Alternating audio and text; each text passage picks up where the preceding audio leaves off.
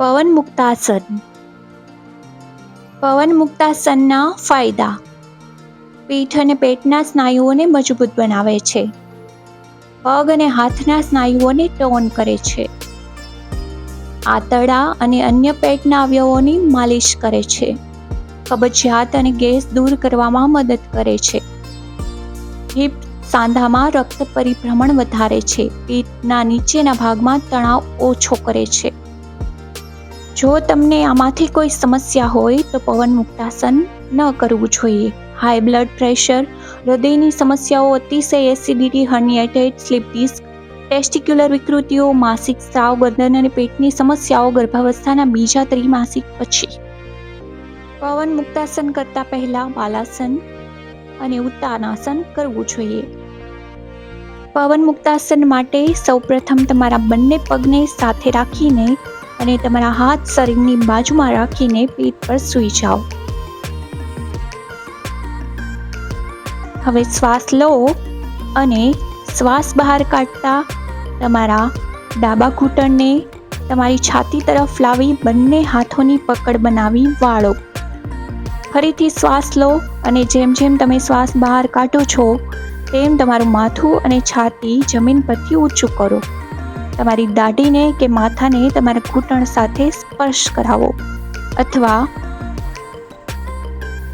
આ સ્થિતિમાં લાંબા ઊંડા શ્વાસ લો.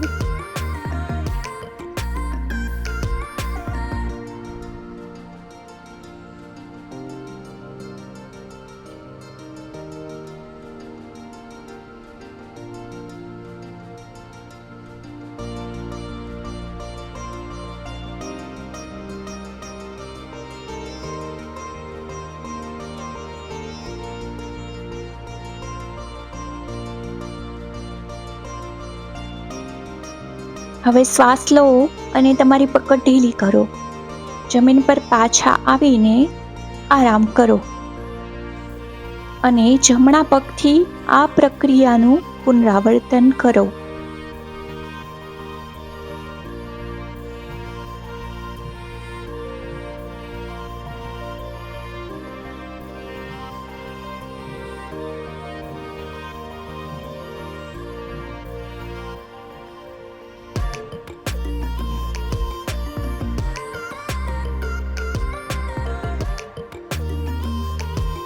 હવે ફરી પાછી શ્વાસ લો અને તમારી પકડ ઢીલી કરી જમીન પર પાછા આવો અને બંને પગોથી આ પ્રક્રિયાનું પુનરાવર્તન કરો.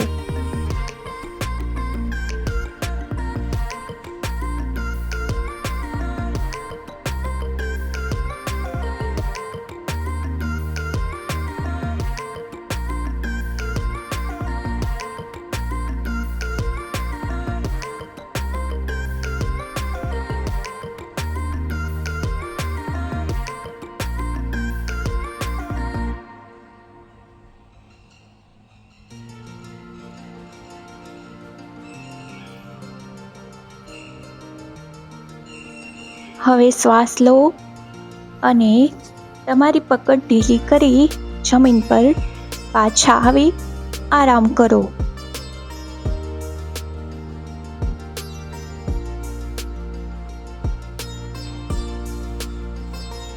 પવન મુક્તાસન કર્યા બાદ 10 થી 20 શ્વાસો સુધી શવાસન કરો.